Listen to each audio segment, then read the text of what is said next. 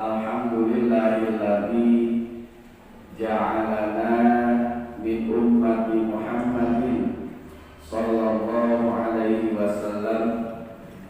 Allahumma salli ala sayyidina Muhammadin al-fatihil lima ughliq wal khatimi lima sabaq nasiril haqqi bil haqq wal hadi ila siratikal mustaqim wa ala alihi haqqa qadrihi wa miqdarihi al-azim.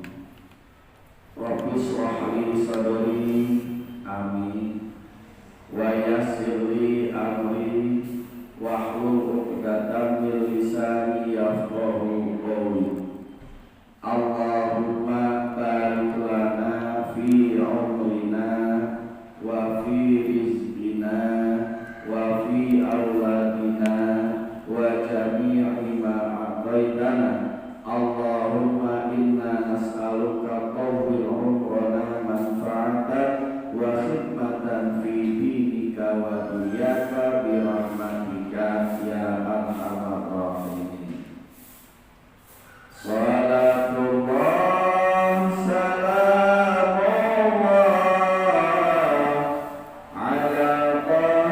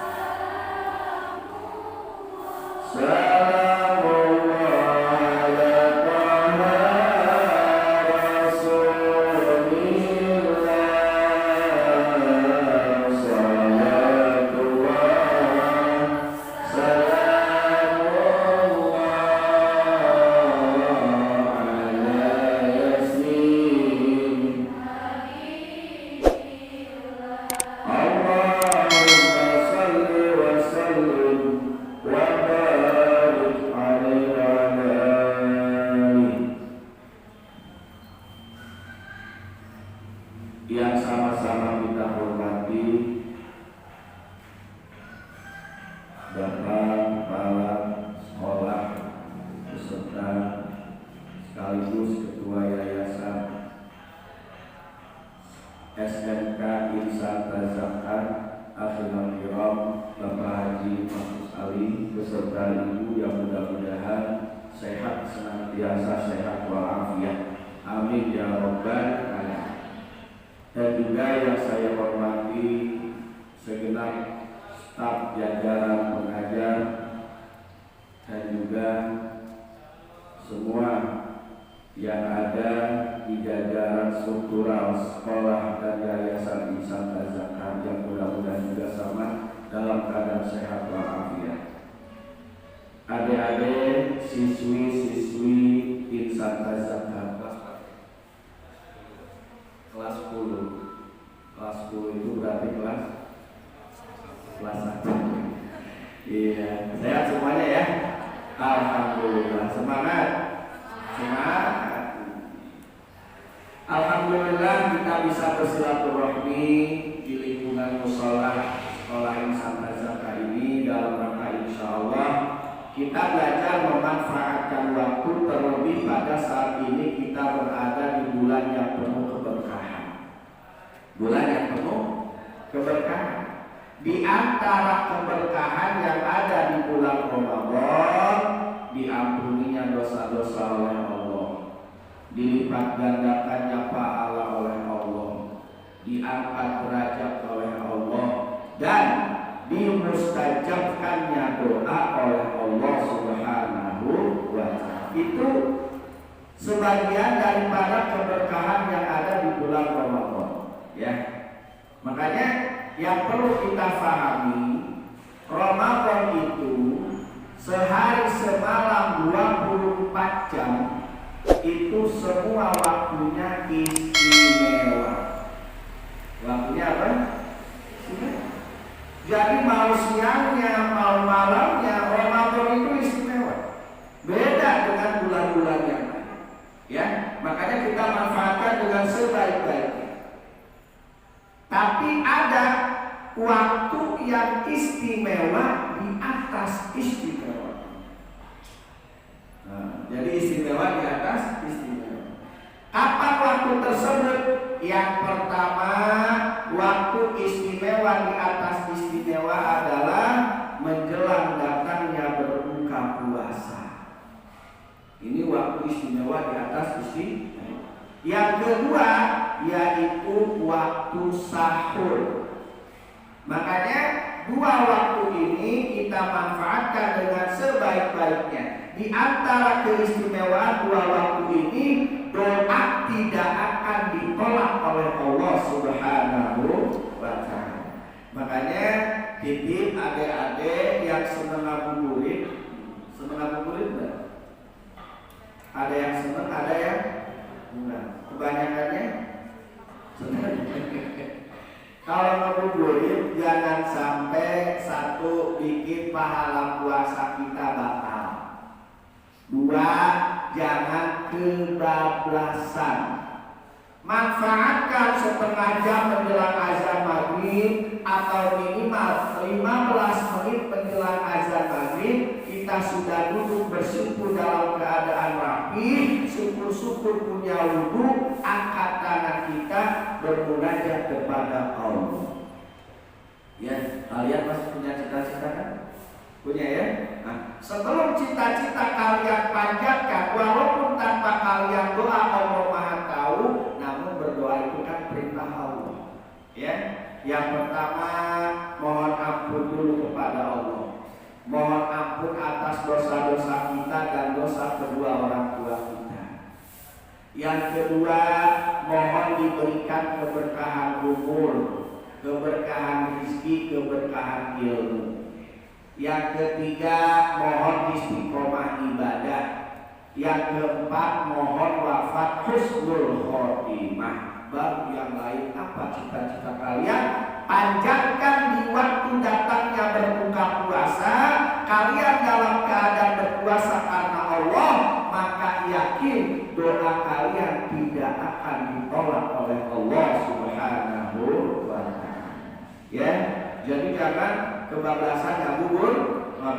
Atau kalau ngabuburit enggak Pak Ustaz, tapi sibuk dengan remote. Ya, pindah-pindah channel yang aja. ada yang suka pegang-pegang remote menjelang buka. Ya, tapi mungkin ini hanya mungkin. Ngabuburit tidak, bergelut dengan acara televisi tidak. Jangan habiskan waktu kita untuk bergelut dengan sosial media, ya. Buka Facebook, buka TikTok, apalagi main TikTok, ya. Tapi apa? Duduk menghadap kiblat, bersimpuh, bermunajatlah kepada Allah, karena waktu datangnya berbuka puasa ini adalah waktu istimewa di atas istimewa. Paham kira-kira? Insya Allah. Jika jam 5 bantuin orang yang buka segala macam, ya. Ini sirup, ini kolak, ini bala-bala sambal kacang, ya. Karena kan kalau bala-bala sambal kacang kayaknya mengwajib kayaknya. Padahal kurma sunahnya. Sunahnya apa? Sunahnya kurma. Tapi belum tentu setiap meja ada kurma, tapi insya Allah kemungkinan besar setiap meja ada bala-bala. Ya, setelah kalian siapin, ya, jangan sambil diajak ngobrol, ya. Es bulbul jangan diajak ngobrol, awas sebentar lagi, ya. Biarkan saja. Ya. Setelah rapi, ingat kalian dalam keadaan pakaiannya rapi, syukur-syukur punya wudu, ya. Bermunajat kepada Allah, minta sama Allah.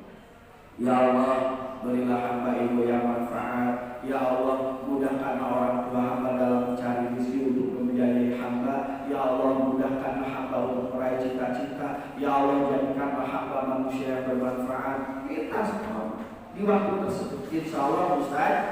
Yang kedua, waktu istimewa di atas istimewa itu adalah waktu sahur. Waktu sahur. Suka sahur kan? Nah, karena biasanya nggak sedikit yang males-malesan sahur, ya. Ustaz, saya itu kalau malam itu udah nggak ini males makan. Jadi yang perlu dipahami, sahur itu nggak mesti makan berat, nggak mesti makan berat. Makan berat itu apa? Hah? Makan nasi sambil angkat barbel, ya? Nggak mesti makan nasi lauk-lauk, nggak mesti. Kalau memang bangun jam 3, setengah 4, jam 4, kalian minum, kalian makan kurma ataupun makan kue, disiniakan untuk sahur, maka kalian dapat doa para malaikatnya Allah. Karena sahur itu berkah. Dan orang yang makan sahur didoakan sama malaikat Allah. Sahur. Oh, berarti nggak mesti kasih Pak Ustaz, enggak. Contoh kalian ini cuma minum sama makan rengginang, ya. Makan rengginang sekelor itu sahur itu. Makan rengginang berapa? Sekelor. Kira-kira. Makan mie sahur. Nah, setelah sahur, makanya sahur ini lebih utama di akhir, ya. Ya jangan terlalu jam 4:04 lah. Maksimal jam 4, ya. Sahur, kalian wudu, kalian tahajud, sholat sunat tobat, berdoa sama Allah. Pak Ustaz, kok ada tahajud, ada sholat sunat tobat? Bukankah ketika tarawih sudah ada witir? No problem, no smoking, tidak masalah. Ya, walaupun tarawihnya sudah witir, malam tahajud bebas, malamnya mau sholat tobat bebas. Cuma tahajudnya tidak perlu pakai witir lagi. Witirnya cukup ketika tarawih. Pak Ustaz, ketika tarawih witirnya mau ditunda nanti, apa sekalian berjamaah? Lebih baik berjamaah. Ya, belum sampai beres tarawihnya. Nanti kalian setelah sahur jam 3, setengah 4 wudu, sholat tahajud, sholat tobat, lalu bermunajat kepada Allah. Sama, doa yang dipanjatkan di waktu sahur pun insya Allah termasuk doa yang tidak akan ditolak oleh Allah Subhanahu wa Ta'ala. Amin ya rabbal alamin. Ya, jadi makanya males-males juga sahur. Sahur, bangun sahur, bermunajat kepada Allah. Kalau bisa jangan tidur lagi. Makanya sahur itu mending di ujung. Mending di ujung. Karena malam dari maghrib sampai subuh itu ibarat lampu merah. Lampu merah ada berapa warna? 3, hijau, kuning, merah. Waktu maghrib sampai waktu imsak itu lampu hijau. Lampu hijau artinya apa? Bebas, bebas. Nasi, indomie, cilok doang, sebelah, bebas. Terus sampai menjelang datangnya imsak. Imsak itu lampu kuning, masih boleh makan, masih boleh minum, cuma makan minumnya jangan terlalu santai. Karena apa? Imsak ini adalah rambu-rambu persiapan mau datangnya waktu subuh, sekitar 10 menit menjelang azan subuh. Jadi kalau ketemu imsak, ya kalian belum minum saja. Kalian mau sikat gigi saja. Kalian mau makan, cuman lebih ke persiapan. Di mana azan subuh berarti lampu merah. Artinya lampu merah stop. Ya, ini sekaligus ingin sedikit mengingatkan, barangkali beranggapan walaupun sudah azan subuh, kalau lagi makan teruskan saja makan. Kalau azan subuh kita teruskan makan, terus kita puasanya kapan? Ya. Jadi lampu hijau dari maghrib sampai imsak lampu kuning, azan subuh lampu merah. Kira-kira paham? Insya Allah. Jadi yang pertama, yang mudah-mudahan bisa menjadikan motivasi untuk kita semua lebih memanfaatkan waktu, terlebih di bulan Ramadan. Ingat, siang malam Ramadan itu isinya istimewa. Semua waktu Ramadan istimewa, termasuk sekarang istimewa. Tapi ada waktu istimewa di atas istimewa. Kapan? Yang pertama, datangnya waktu berbuka puasa. Dan yang kedua, waktu sahur. Manfaatkan dengan sebaik-baiknya. Mudah-mudahan paham. Amin. Dilanjut apa udah?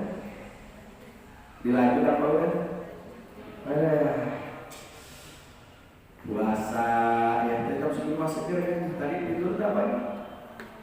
Pagi nggak tidur kan? Malam tidur nggak? Nggak juga. Kalau pagi nggak tidur, malam nggak tidur, tidurnya kapan? Yang kedua, ada sisi insan zakat yang saya cintai karena Allah. Yang kedua, di balik kewajiban puasa itu sangat banyak manfaat.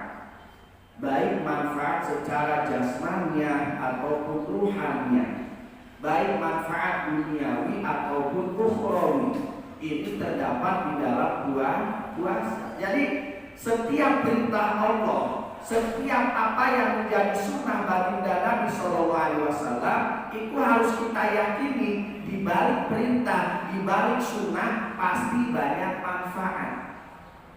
Sekalipun kita belum tahu manfaatnya apa, tapi harus yakin.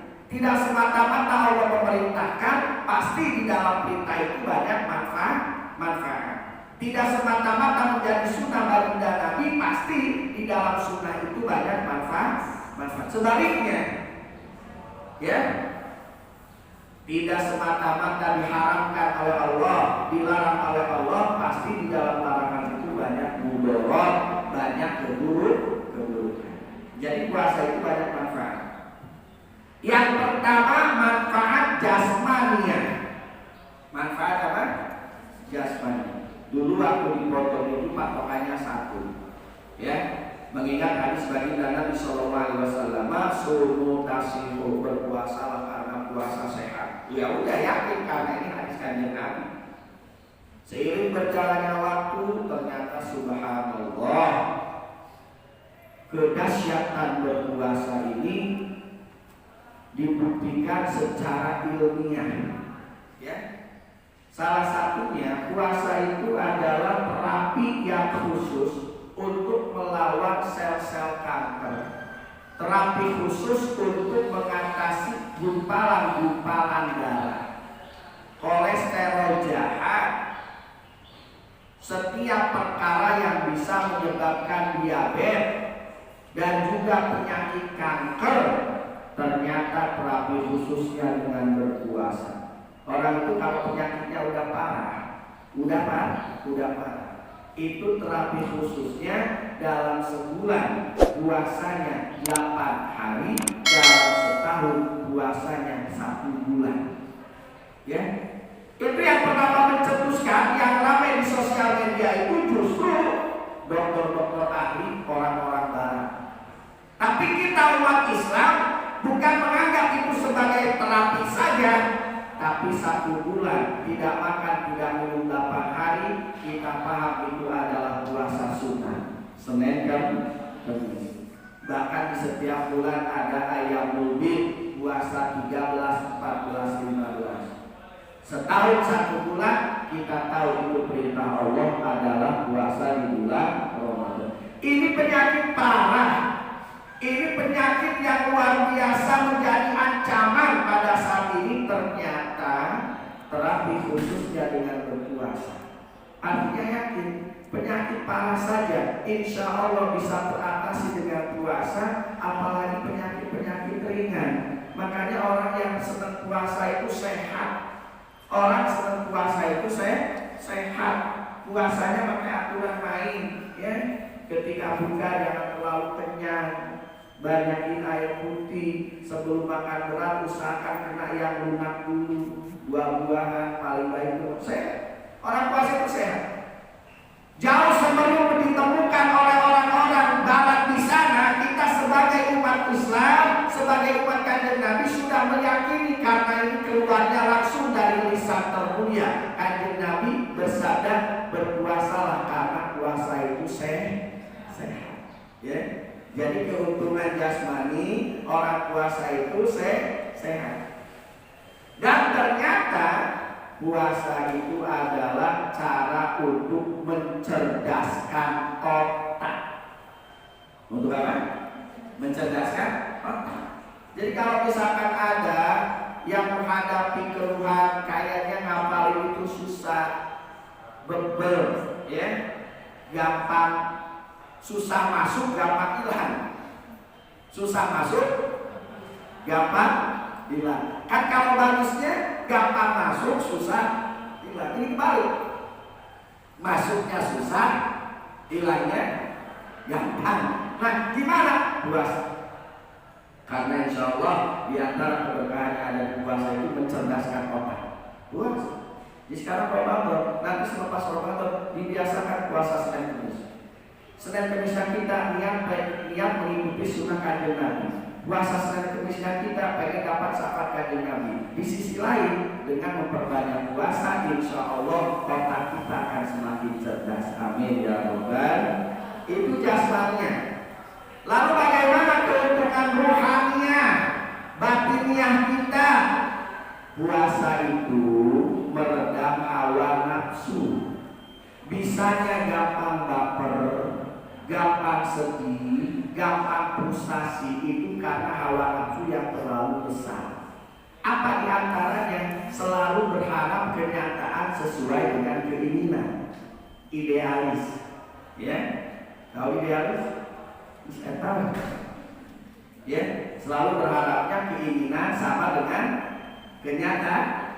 Tapi pada prakteknya tidak setiap keinginan sama dengan kenyataan. Tapi yakinlah, keinginan adalah sesuatu yang, kenyataan adalah sesuatu yang lebih baik daripada keinginan kita. Diulang. Kita ini cenderung berharap kenyataan sama dengan keinginan. Pada prakteknya kenyataan tidak selalu sama dengan keinginan. Betul ya? Kita bungkus. Kenyataan adalah sesuatu yang lebih indah dari keinginan kita. Sekalipun rasanya pahit, tapi yakin kenyataan adalah konsepan dari Allah yang terbaik untuk kita. Kita bisa menerima kesana bagaimana? Hawa nafsu diredam supaya gak gampang baper, gak gampang sedih, gak gampang frustasi, gak gampang menyalahkan orang lain, gak gampang nyerah, gak gampang protes sama Allah. Redam hawa nafsu kita. Dan peredam hawa nafsu yang paling baik diantaranya dengan berpuasa. Dengan apa? Berpuasa. Insya Allah.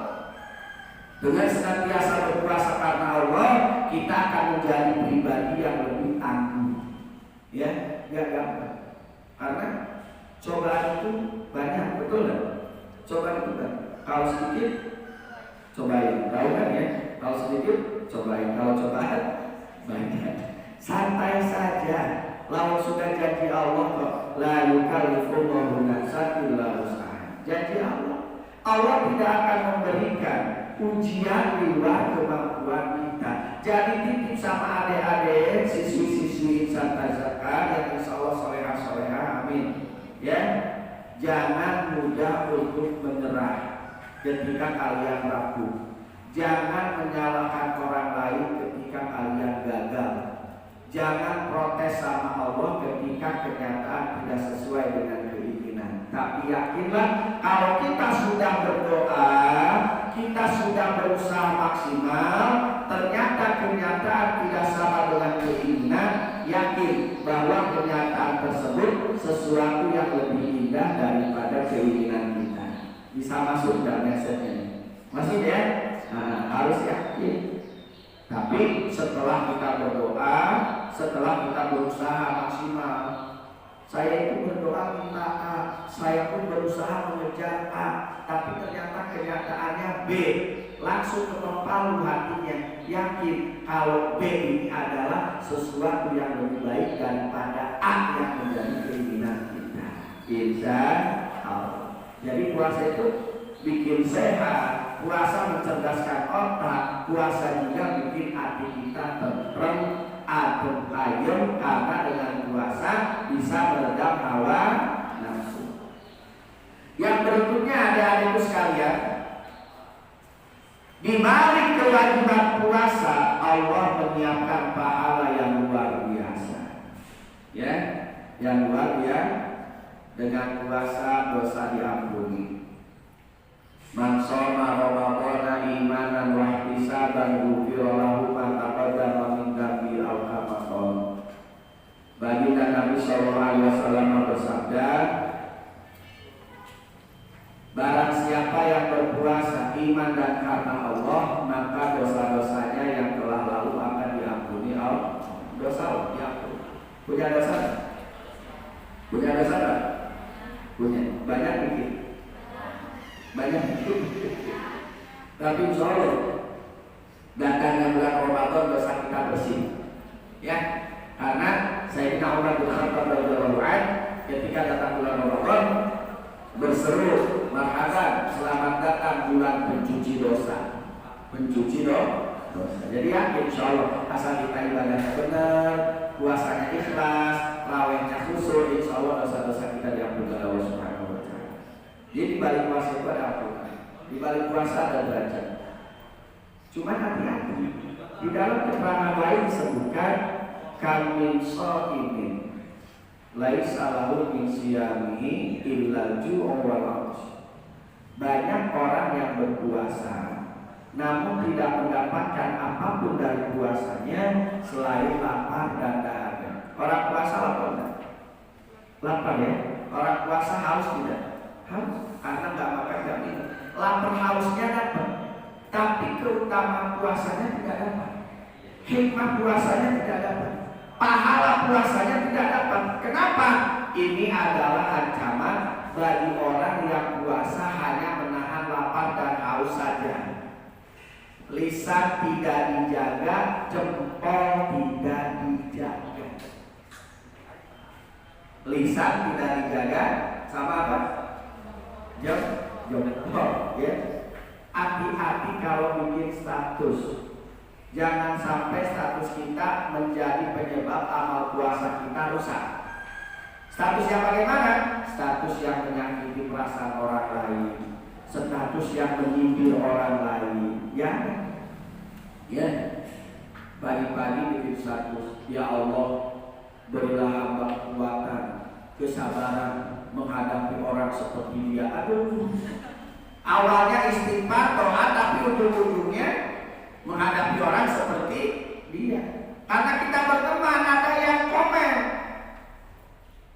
ada apa inces, kan inces soleh, akan grupnya ya, grupnya inces soleh. Pagi-pagi kau udah dan bersuruh itu apa? Kalau kata orang Cikampek adat-adatan. Dibalas lagi sama kita. Mau tahu aja, mau tahu banget. WK. Itu ya. Udah awal. Ya. Nah, dibalas pakai stiker segala macam ujung-ujungnya itu tahu nggak?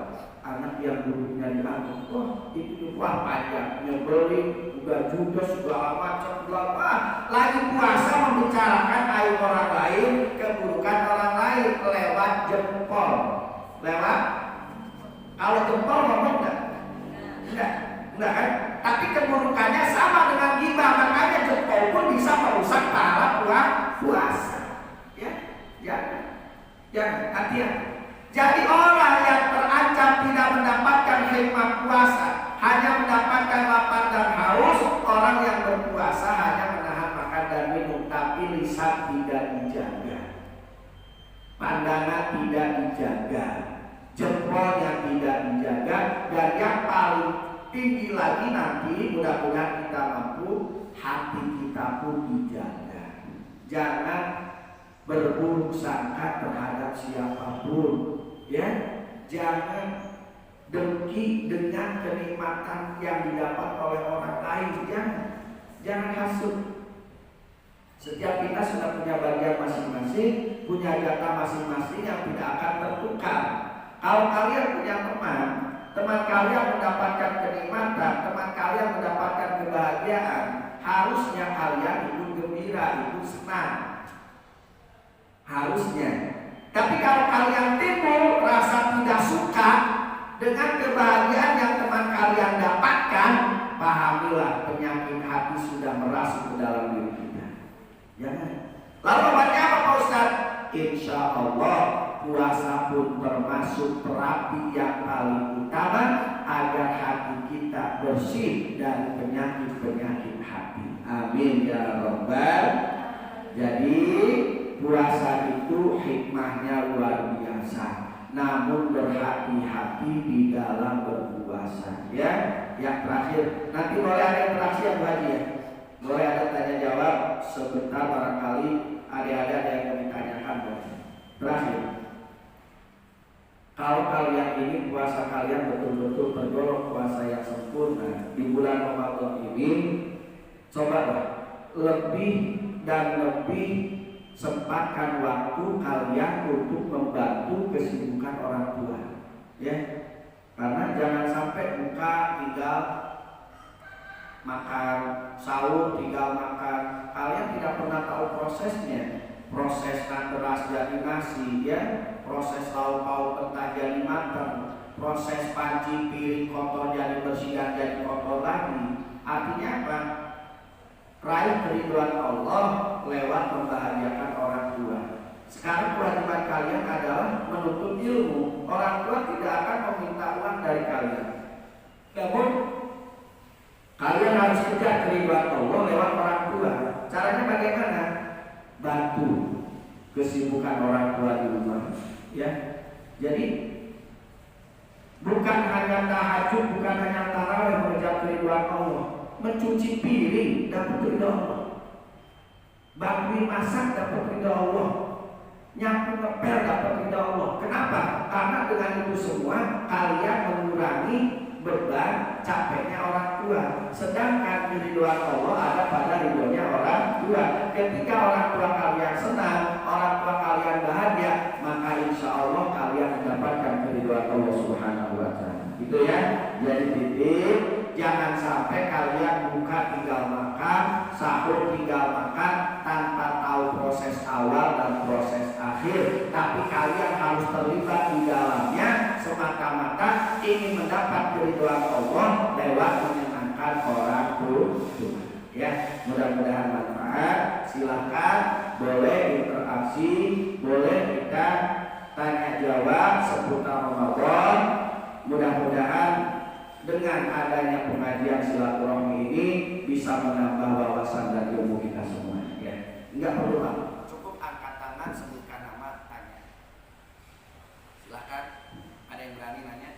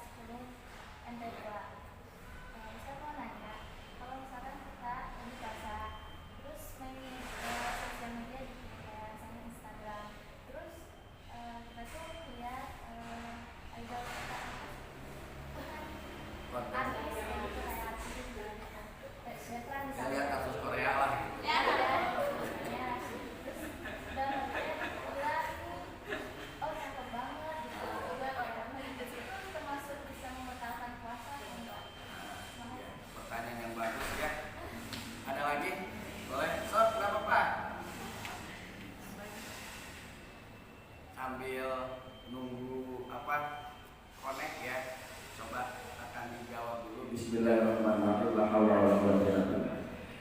Bagaimana kita sedang berpuasa lalu kita buka sosial media, konten-konten segala macam, lalu di situ ada artis-artis yang bikin kita ini tertarik ya, kayak artis-artis ya, tentu karena yang namanya perempuan pasti lihatnya artis laki-laki kan.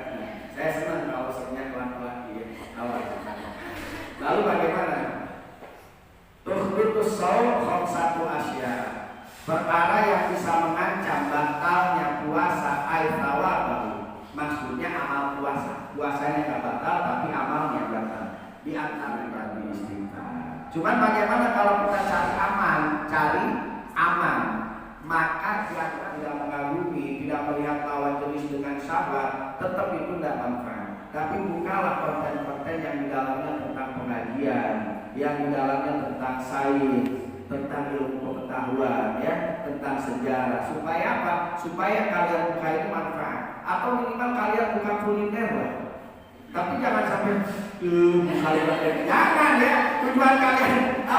Tujuan kalian buka kuliner itu supaya kalian lebih lihai dalam masak. Pada ini misalkan, kita bikin ini yuk, bikin apa? Bikin kangkung teriyaki misalkan. Macam-macam ya. Ya, silakan. Nonton konten masak dari jam 7 pagi sampai jam 10. Beres-beres buka puncaknya ya. Jadi niatnya kalian lihat itu untuk supaya kalian lebih lihai masak. Jadi intinya begini, jangan seperti itu karena khawatir mengganggu kesempurnaan puasa kita. Sekalipun tidak mengganggu, jangan buka konten-konten yang sama sekali tidak bermanfaat, sama sekali tidak mendidik ya. Apalagi maaf, kami lagi ngaji TikTok yang isinya joget-joget gak jelas ya. Kenapa semakin menjamur? Karena penggunanya banyak. Siapa yang pakai? Kita. Jadi tanpa sadar kita pun mendukung. Jangan ya, buka konten-konten pengajian sains gitu ya, mudah-mudahan manfaat. Jadi memandang dengan syahwat itu bisa mengancam rusaknya amal puasa. Memandang dengan syahwat. Ada lagi? Boleh yang mau tanya? Ada yang berani lagi? Ayo nanya. So, kalau malu berdua nanyanya. Bikin video TikTok ya. Bulan puasa bikin video TikTok. Bikin video TikTok yang isinya joget, apalagi membuka aurat itu mutlak haram. Haram. Jangan ya. Jangan. Kalau misalkan kalian udah terlanjur senang sama konten, kalian bikin konten yang kira-kira manfaat, Bahkan kalau misalkan kalian jangan download aplikasi TikTok. Tapi kalau udah terlanjur dan terlanjur senang, sulit dibentuk, setidaknya jangan pernah konten sesuatu yang menjadi dosa jariah kalian. Dosa jariah, contoh, kalian ini merekam TikTok dengan joget-joget. Apa Pak Guru yang lagi viral sekarang? Pak Guru biasanya yang lagi viral joget TikTok apa sekarang? Saya malah nggak tahu. Oh iya sama berarti. Jangan ya. Kalian bikin joget-joget apalagi dalam keadaan tidak menutup aurat. Kalian bikin jam 8 pagi. Dan konten itu setahun dah hilang. Setiap orang yang lihat, kaliannya malah tidur, kaliannya malah makan, kaliannya malah main, tetap dosa jariah bakal nyampe ke catatan amal kalian. Nah, makanya yang dulu udah mulai main Facebook dan sebelum pakai jilbab, ya maaf nih, sudah bubar aurat pakai pakaian yang seksi di foto-foto Facebook sampai sekarang masih ada jejak digital, buru-buru dihapus semua.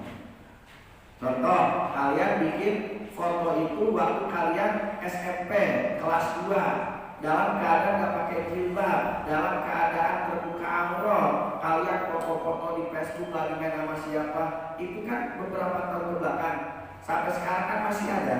Nah, buru-buru dihapus, jangan sampai itu semua menjadi dosa jariah buat kalian. Ya, buru dihapus. Ya, barangkali ada, buru dihapus. Ada lagi? Ada lagi yang berani? Nanya pasti banyak. Ya,